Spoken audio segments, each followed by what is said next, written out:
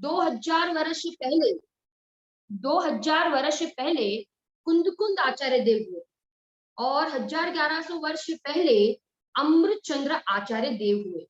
माने कुंदकुंद आचार्य देव के बाद कोई आचार्य को याद किया जाता है ना, तो अमृतचंद्र आचार्य देव को याद किया जाता है, क्योंकि अमृतचंद्र आचार्य देव ने भी इस पंचम काल में अमृत बरसाया। जैसा कहते ना, यथा नाम तथा गुण, अमृतचंद्र देव का जैसा नाम है वैसे ही उनके गुण है। अमृत बरसाया क्या कहा, माने समय सार। अभी हम देखेंगे कि अमृतचंद्र आचार्य देव ने क्या क्या काम किया, कौन कौन से ग्रंथ लिखे। परंतु सबसे पहले ये जो पुरुषार्थ सिद्धि उपाय नामक ग्रंथ, जिसमें हिंसा अहिंसा का वर्णन आया है, तो ये ग्रंथ में किसका वर्णन है? ये हिंसा हिंसा का वर्णन आया है ना, ये ग्रंथ किस अनुयोग का ग्रंथ है? तो आप लिखना पुरुषार्थ सिद्धि उपाय चरणानुयोग का ग्रंथ है। किस अनुयोग का ग्रंथ है? चरणानुयोग का ग्रंथ है। श्रावक के आचार का, श्रावक के आचरण का वर्णन उसमें आया है। एक श्रावक का आचरण कैसा होना चाहिए, उसका वर्णन पुरुषार्थ सिद्धि उपाय ग्रंथ में आया है। हम श्रावक की संधि छोड़े ना, श्रावक, श्रावक माने क्या? लिखना श्र प्लस व प्लस क। श्रावक माने क्या? श्र प्लस व प्लस क। श्रावक माने, श्र माने श्रद्धावान, व माने विवेकवान और क माने क्रियावान। जो श्रद्धावान है, जो विवेकवान है, जो श्रद्धा और विवेक द्वारा क्रिया करते हैं, उनको श्रावक कहते हैं। आपको परिभाषा समझ में आई श्रावक की? श्रावक किसे कहते हैं? जो श्रद्धा और विवेक पूर्वक क्रिया करते हैं, उनका नाम क्या है? श्रावक है। श्रद्धा माने सम्यक दर्शन के साथ सहित हो, विनयवान हो, और विवेक पूर्वक क्या करते हैं? क्रिया करते हैं, उनको श्रावक कहते हैं। श्रद्धावान, विवेकवान और क्रियावान। श्रद्धा और विवेक द्वारा, श्रद्धा माने सम्यक दर्शन सहित और विवेक द्वारा जो क्रियाएं करते हो, उनको श्रावक कहते हैं। एक श्रावक के जीवन में अष्टमूल गुणों का पालन होता है। अष्टमूल गुण, 5 उदंबर फल और मद मास मधु का त्याग होता है। किसका किसका किसका त्याग होता है? फिर से अष्टमूल गुण कौन कौन से? तो कहा 5 उदंबर फलों का त्याग और मद मास मधु का त्याग उनके जीवन में पाया जाता है। ठीक है ना? क्या कौन बोलेगा? श्रावक की परिभाषा कौन बोलेगा? श्रावक किसे कहते हैं? हाँ, श्रावक किसे कहते हैं? आप हैंड रेज कर सकते हो। श्रावक किसे कहते हैं? कौन जवाब देगा? किसी ने लिखा है श्रावक किसे कहते हैं? हाँ बोलो प्रांजल बेटा, श्रावक किसे कहते हैं?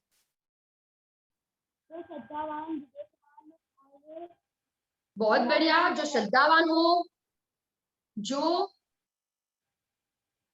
श्रद्धावान है, जो विवेकवान है और जो यथा योग्य क्रियाओं को क्या करता है? पालन करता है, उसका नाम क्या है? श्रावक है। आपको ख्याल आ गई श्रावक की परिभाषा एकदम। ये कौन से ग्रंथ में हिंसा हिंसा का वर्णन आया? पुरुषार्थ सिद्धि नामक ग्रंथ। किनके द्वारा लिखा गया है? अमृतचंद्र आचार्य देव द्वारा लिखा गया है। और इसमें श्रावक के आचरण का वर्णन आता है। ये ग्रंथ चरणानुयोग का ग्रंथ है। कहते हैं ना, द्रव्यानुसारी चरणम और चरणानुसारी द्रव्यम। क्या कहा? द्रव्यानुसारी चरणम, जीवन में द्रव्यानुयोग होगा तो उसके साथ उसके जीवन में चरणानुयोग भी देखा जाए, और चरणानुयोग यथार्थ चरणानुयोग का पालन करता होगा तो उसके जीवन में साथ में द्रव्यानुयोग भी होगा। द्रव्यानुसारी चरणम और चरणानुसारी द्रव्य, दोनों का सुमेल होता है। क्या होता है? द्रव्यानुयोग और चरणानुयोग का सुमेल पाया जाता है। बच्चों आपको समझ में आ रहा है मैं क्या बोल रही हूँ? आप लोग को है ना, आ रहा है ना समझ में? अब देखो आगे बढ़ते हैं। अब हम देखेंगे, अब जो अमृत चंद्र आचार्य देव ने कौन कौन से ग्रंथ लिखे, कौन कौन से ग्रंथ लिखे। सबसे पहले अमृत चंद्र आचार्य देव के द्वारा जो कुनकुन आचार्य देव ने 5 परमागम लिखे ना, कौन कौन से 5 परमागम, समय सार, प्रवचन सार, नियम सार, पंचास्तिकाय और अष्टपाहुर, ये 5 ग्रंथ कुंदकुत आचार्य देव के द्वारा लिखे गए। 5 परमागम कहते हैं उनको, क्या कहते हैं, 5 परमागम। ये लिखे गए हैं कुनकुन आचार्य देव के द्वारा। अमृत चंद्र आचार्य देव वे संस्कृत भाषा में पारंगत थे, बहुत ही होशियार थे, उनके पास मास्टरी थी, किसकी, संस्कृत भाषा की। वे संस्कृत भाषा के विद्वान थे। कौन थे वे, बहुत बड़े विद्वान थे, पंडित थे, उनको संस्कृत भाषा का बहुत गजब का ज्ञान था। उन्होंने संस्कृत में पद्य भी लिखे और गद्य भी लिखा, दोनों लिखे, पद्य भी और गद्य भी लिखा। क्या पद्य और क्या गद्य लिखा, श्लोक भी लिखे और टीकाएं भी लिखी। पद्य माने श्लोक, श्लोक की रचना की, छंदों की रचना की, और गद्य माने टीका, टीका की रचना की। किसकी टीका, कौन से ग्रंथ की टीकाएं लिखी, तो देखो उन्होंने 3 टीका तो बहुत प्रसिद्ध हो गई उनकी। कौन कौन सी, तो आप लिखना, समय सार ग्रंथ के ऊपर अमृत चंद्र आचार्य देव ने समय सार ग्रंथ के ऊपर आत्मख्याति नामक टीका लिखी। कौन सी टीका लिखी, आत्मख्याति नामक टीका, है ना। कुनकुन आचार्य देव के द्वारा लिखा गया समय सार, उसके ऊपर आत्मख्याति नामक टीका लिखी, बराबर, पहली टीका, ये संस्कृत में लिखी टीका। दूसरी लिखना, प्रवचन सार के ऊपर, प्रवचन सार के ऊपर अमृत चंद्र आचार्य देव ने टीका लिखी, जिसका नाम था तत्व प्रदीपिका। क्या नाम था, तत्व प्रदीपिका, ठीक है ना, ये दूसरी टीका।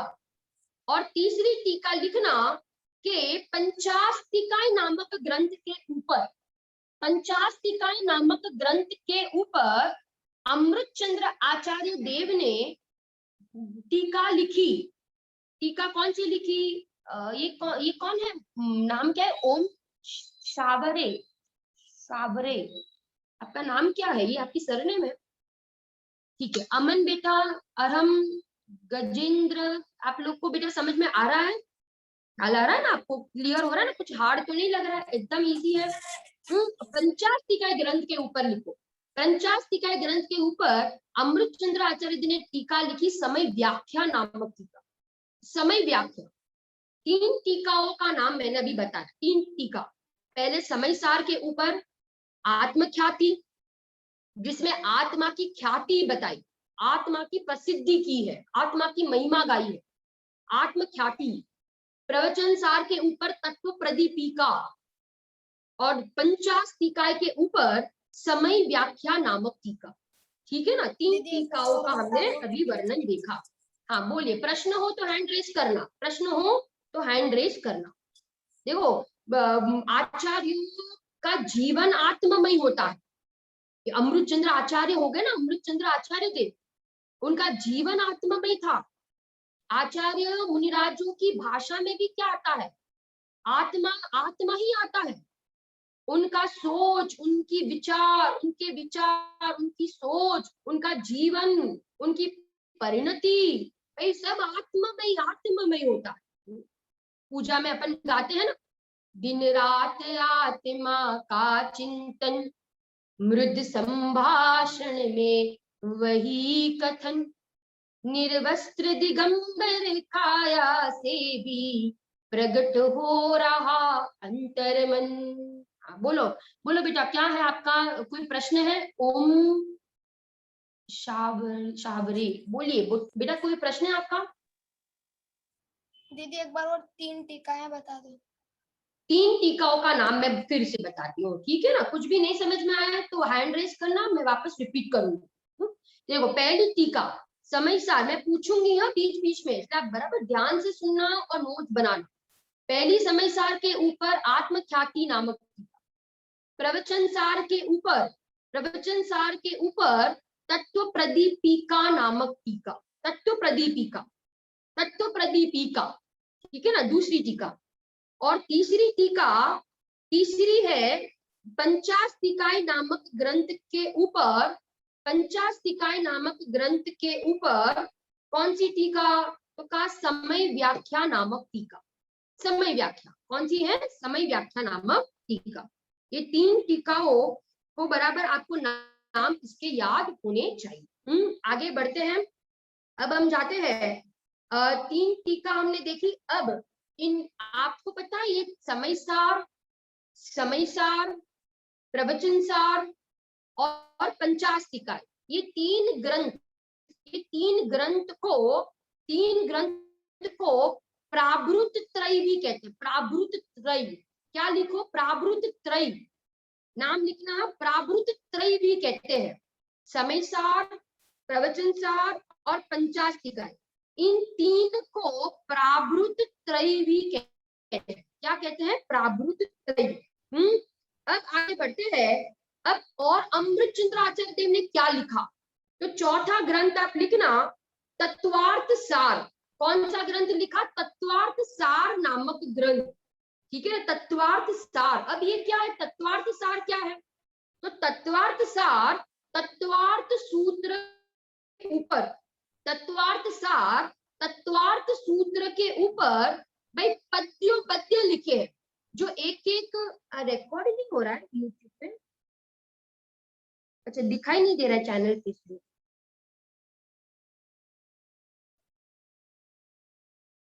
अच्छा, अभी मैंने हो रहा है ना रिकॉर्ड? ओके, कोई बात नहीं, बस वही मैं देख रही थी, कोई बात नहीं। देखो, प्रावृत त्रय, ये समझ में आया आपको? अब ये कहना है कि तत्वार्थ सार, जो तत्वार्थ सार है ना, तो तत्वार्थ सार भी अमृतचंद्र आचार्य देव द्वारा लिखा गया।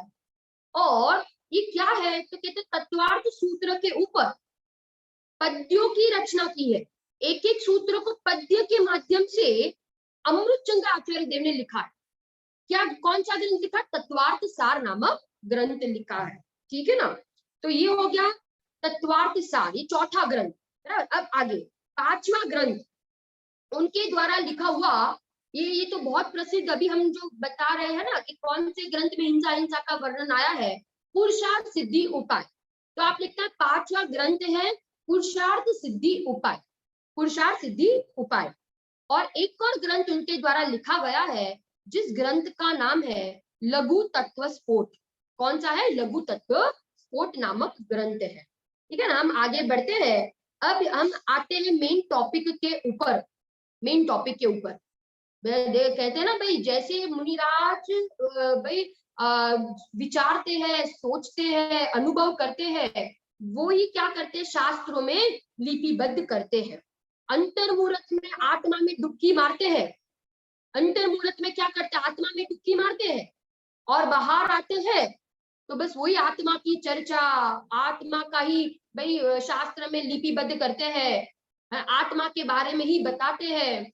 हम भक्ति में गाते हैं ना, आत्मा का चिंतन है वाणी में आत्मा, समरस से सन्ने हुए लीन हुए आत्मा, आत्मा ही सार है उनकी पुकार है, सुख और शांति का बताया भंडार है। किसका भंडार बताया हमें अपने मुनिराजों ने? सुख और शांति का भंडार बताया। जैसे अपन नहीं कहते कि भाई कोई अपने घर का व्यक्ति कोई आउट ऑफ इंडिया जाके आता है ना, बाहर गांव घूम कर आता है, फिर बोलो घर में आए, वो व्यक्ति घर में आता है तो फिर वो वही की बातें करता है। बोलो, अमेरिका, लंदन, कहीं बाहर आउट ऑफ इंडिया घूम कर आता है और फिर अपने घर पे आए, फिर बोलो कितने दिनों तक इसकी बात, उसी की बात करता है ना, जो आउट ऑफ इंडिया में घूमा, देखा, फिरा, खाया, पहना, रहा, वही उसी की चर्चा करता। ऐसे कह रहे हैं कि मुनिराज शुद्धोपयोग में जाते हैं, मुनिराज आत्मा का अनुभव करते हैं और जो देखा, अंदर में जो देखा, वो बाहर आकर क्या करते हैं? आराम बेटा बोलो, बाहर आकर क्या करते हैं? शास्त्रों में लिपिबद्ध करते हैं, शास्त्रों में लिखते हैं। जिस आत्मा का अनुभव किया वो आत्मा कहाँ लिखते हैं? शास्त्रों में लिपिबद्ध करते हैं। ठीक है ना। हम आगे बढ़ते हैं, हम मेन टॉपिक पर जाते हैं, जिस टॉपिक का नाम है कि अहिंसा। हमारा चैप्टर का नाम है अहिंसा। आपको पता है अहिंसा की परिभाषा जो हमारे धर्म में आती है, वैसी परिभाषा और कई धर्मों में नहीं आती है। कहीं आपको ये अहिंसा की परिभाषा जो हमारे जैन धर्म में आती है, वैसी परिभाषा आपको कहीं और मिलने वाली नहीं है, क्योंकि पूरा पूरा जगत, सारी दुनिया हिंसा अहिंसा किसे कहती है। सुनना बराबर, अभी सुनना। किसी को मारना, किसी को मारना, किसी को सताना, किसी का दिल दुखाना, उसको कहते हैं हिंसा। पूरी दुनिया किसको हिंसा कहती है? किसी को मारने को हिंसा कहती है, और किसी को बचाना, किसी की रक्षा करना, रक्षा है ना, उसको पूरी दुनिया अहिंसा कहती है। परंतु हमारा जैन धर्म हिंसा अहिंसा की परिभाषा अलग करता है। सिद्धांत बेटा क्या परिभाषा करता है हिंसा अहिंसा की?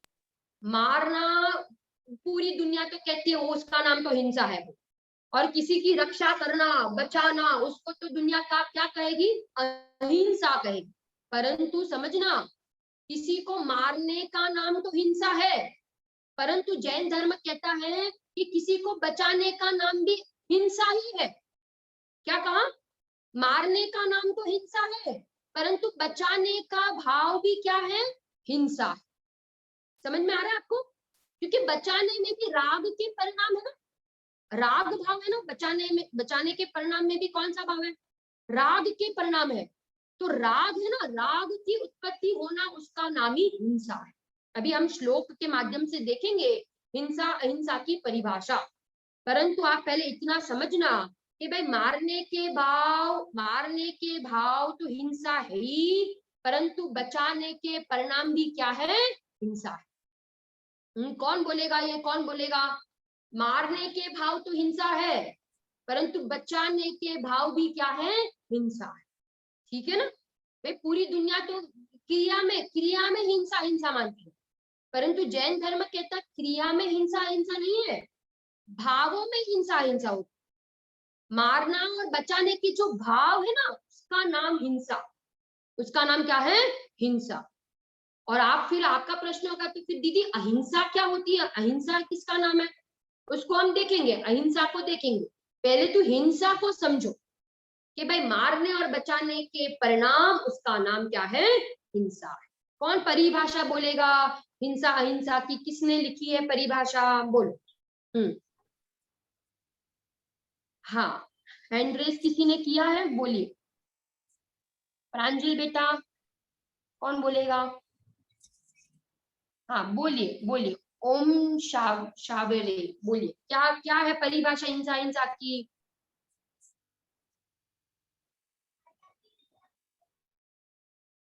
पहले तो खाली हिंसा की परिभाषा जो मैंने समझाई ना वो बताइए, हिंसा माने क्या? हाँ बोलो गजेंद्र बेटा बोलो, हिंसा माने क्या?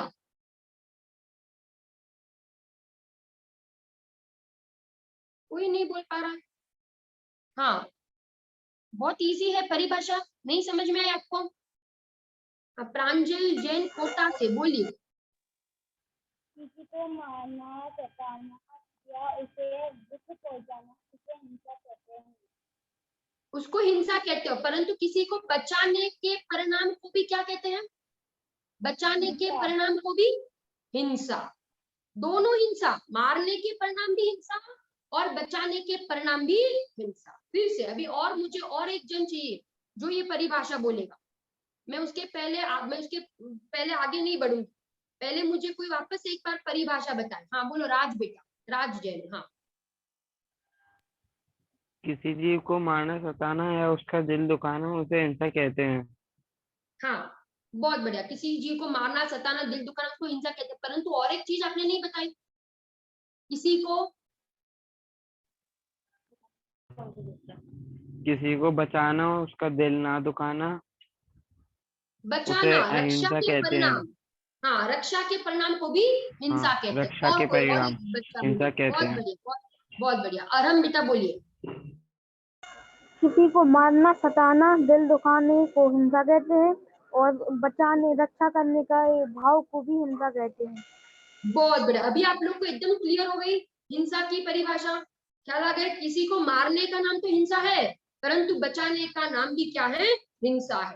देखो पुरुषार्थ सिद्धि उपाय में बहुत सुंदर श्लोक लिखा है कि भाई हिंसा किसे कहते हैं। अमृत चंद्र आचार्य देव द्वारा पुरुषार्थ सिद्धि उपाय में हिंसा अहिंसा की परिभाषा देते हुए एक श्लोक लिखते हैं। क्या है श्लोक? मैं श्लोक पढ़ती हूँ, फिर उसकी हम परिभाषा देखेंगे। अप्रादुर्भाव खलु रागादीनां भवत्यहिंसेति तेषामेवोत्पत्तिः हिंसेति जिनागमस्य संक्षेपः। क्या है इसका अर्थ? अप्रादुर्भाव खलु, खलु माने निश्चय से, आत्मा में मोह राग द्वेष आदि विकारी भावों की उत्पत्ति नहीं होने का नाम अहिंसा। अब अहिंसा की परिभाषा लिखो। अहिंसा किसका नाम है? अहिंसा माने क्या? आत्मा में मोह राग द्वेष की उत्पत्ति नहीं होना, मोह राग द्वेष की उत्पत्ति नहीं होना, उसका नाम अहिंसा। और मोह राग द्वेष की उत्पत्ति होना, उसका नाम हिंसा। ख्याल आ गया? हिंसा अहिंसा की परिभाषा। क्या कहा? आत्मा में मोह राग द्वेष की उत्पत्ति होना, उसका नाम हिंसा। और आत्मा में मोह राग द्वेष की उत्पत्ति नहीं होना, उसका नाम अहिंसा है। नीचे लिखा है ना, तेषाम एवोत्पत्ति हिंसेति जिनागमस्य संक्षेपः। उनकी उत्पत्ति होने का नाम ही हिंसा, और उनकी उत्पत्ति नहीं होने का नाम ही अहिंसा। यही जिनागम का सार है। जिनागम का संक्षिप्त सार क्या है? जिनागम का संक्षिप्त सार ये है कि मोह राग द्वेष की उत्पत्ति होना, उसका नाम हिंसा, और मोह राग द्वेष की उत्पत्ति नहीं होना, उसका नाम अहिंसा। ठीक है ना? दो परिभाषा हमने देखी, हिंसा की और अहिंसा। मोह राग द्वेष की उत्पत्ति होना, उसका नाम हिंसा, और मोह राग द्वेष की उत्पत्ति नहीं होना, उसका नाम क्या है? उसका नाम अहिंसा है। ठीक है ना? कौन बताएगा ये दो परिभाषा, हिंसा और अहिंसा की? हाँ, अब सिद्धांत बोलेगा। सिद्धांत बोलो, छोटा बच्चा है ना, बोलो। आत्मा में उत्पन्न होने वाले मोह राग द्वेष उत्पन्न होना हिंसा है, और आत्मा में उत्पन्न नहीं होने वाले, आत्मा में मोह राग द्वेष उत्पन्न नहीं होने वाले अहिंसा है। बहुत बढ़िया। कितना बहुत सुंदर जवाब, कितना सुंदर जवाब दिया। बहुत सुंदर तरीके से सिद्धांत बेटा ने परिभाषा बता दी है ना, कि हिंसा माने आत्मा में मोह राग द्वेष की उत्पत्ति होना, उसका नाम हिंसा, और आत्मा में मोह राग द्वेष की उत्पत्ति नहीं होना, उसका नाम ही अहिंसा है। क्लियर? सबको एकदम क्लियर हो गई? हाँ, अमन बेटा बोलिए। आप हैंड रेज कर रहे हो ना, बोलिए। आपको परिभाषा बोलनी है, बोलिए। हाँ, आत्मा में मोह राग द्वेष का उत्पत्ति होना तो हिंसा, आत्मा में मोह राग द्वेष की उत्पत्ति ना होना अहिंसा। बहुत बढ़िया, बराबर। आत्मा में मोह राग द्वेष की उत्पत्ति होना, उसका नाम हिंसा, और नहीं होना, उसका नाम अहिंसा है। क्लियर? ये जैन धर्म में हिंसा हिंसा की परिभाषा आती है। ये परिभाषा, ये हिंसा हिंसा का स्वरूप अन्य कोई धर्म में ऐसा आता नहीं है। ख्याल आ रहा है ना? क्योंकि सारे धर्म तो कहेंगे कि भाई मारने को तो हिंसा कहेंगे, परंतु बचाने को क्या कहेंगे? अहिंसा कहेंगे। परंतु अपना जैन धर्म कहता है कि बचाने के भाव भी राग भाव है, वो भी हिंसा ही है। आत्मा में मोह राग द्वेष उत्पन्न नहीं होना, वीतराग भाव होना, उसका नाम क्या है? अहिंसा है। अब एक बहुत सुंदर श्लोक है पुरुषार्थ सिद्धि उपाय का। एक प्रश्न हो सकता है, देखो आपको पता है हिंसा जो है ना, हिंसा 5 पाप है ना, 5 पाप, हिंसा झूठ चोरी कुशील परिग्रह। तो हिंसा, झूठ, चोरी कुशील और परिग्रह, ये जो 4 है ना, ये भी हिंसा ही है। झूठ चोरी कुशील और परिग्रह, ये भी क्या है? ये भी हिंसा है। क्या है? ये भी क्या है सर? हिंसा ही है। तो आपका प्रश्न होगा कि दीदी ये झूठ चोरी कुशील परिग्रह ये सब हिंसा है, तो इसको फिर 5 पाप को अलग कहने की जरूरत क्या पड़ी? झूठ चोरी कुशील परिग्रह अलग क्यों कहा?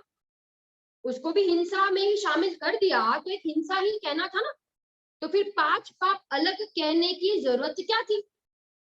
झूठ अलग बता दिया, चोरी कुशील परिग्रह, है ना, ये 4 को हिंसा में ही गर्भित कर देते, तो फिर आचार्य ने हमें 5 पाप क्यों बताया? तो देखो उसके लिए बहुत सुंदर एक छंद लिखते हैं अमृतचंद्र आचार्य देव पुरुषार्थ सिद्धि उपाय में। क्या है छंद? यहाँ पे छंद है, आत्म परिणाम हिंसन हिंसन हेतुत्वात् सर्वमेव हिंसेत अनुत्त वचनादि केवल मुदारतम शिष्य बोधाय। क्या कहा यहाँ पे? आत्म परिणाम हिंसन, आत्म परिणाम हिंसन, आत्म परिणाम हिंसन माने आत्मा के शुद्ध परिणाम का घात होना, उसका नाम हिंसा। समझना बराबर? आत्म परिणाम हिंसन, आत्मा के शुद्ध परिणाम का घात होना, उसका नाम हिंसा। हेतुत्वात्, हेतुत्वात् माने हेतु, उसका कारण, सर्वमेव हिंसेत, हिंसेत, हिंसेत बराबर, आत्म परिणाम का घात होना उसका नाम ही हिंसा है। घात करने में कारण होने से असत्य वचन आदि सभी पाप हिंसा ही है, ये सब हिंसा ही है। झूठ चोरी कुशील परिग्रह सब हिंसा ही है। क्यों सब हिंसा है? क्यों हिंसा है? क्योंकि इसमें आत्म परिणाम का ही घात होता है। पहली लाइन आपको समझ में आ गई? पहला प्रश्न समझ में आया कि भाई झूठ चोरी कुशील परिग्रह हिंसा है, तो इसको अलग से कहने की क्या जरूरत थी? 5 पाप को अलग क्यों कहा? एक हिंसा ही कह देते। तो पहली लाइन में बता दिया, श्लोक के पहली लाइन में कि देखो झूठ चोरी कुशील परिग्रह हिंसा क्यों हिंसा है? क्योंकि इसमें आत्म परिणामों का ही घात होता है। कोई किसी की आवाज आ रही है बैकग्राउंड में से, भाई म्यूट कर दे, अपने अपने सब वो जो माइक है ना उसको म्यूट कर दे। झूठ चोरी कुशील भी हिंसा ही है क्योंकि उसमें आत्म परिणामों का घात होता है। परंतु अब दूसरे लाइन में श्लोक के उसमें देखो क्या कहते हैं, अनुत्त वचनादि केवल उदारतम शिष्य बोधाय। अनुत्त माने होता है झूठ, अनुत्त वचन आदि माने झूठ चोरी कुशील परिग्रह, ये अलग क्यों कहा है? ये इसको अलग क्यों बताया? क्योंकि शिष्य को समझाने के लिए भेद किए जाते हैं। शिष्य को समझाना है, शिष्य को समझाना है और सारे पापों से छुड़ाना है, इसीलिए आचार्य ने झूठ चोरी कुशील परिग्रह को अलग कहा। खरेखर तो झूठ